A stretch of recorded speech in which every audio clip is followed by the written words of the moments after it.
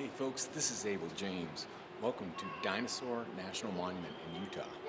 Behind us, you can see the remains of who knows how many gigantic dinosaurs.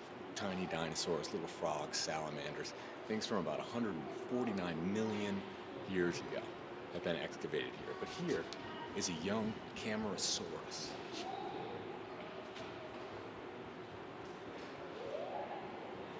And right where we stand, the most complete skeleton of a long-necked dinosaur was found. This is what it looks like. Check it out.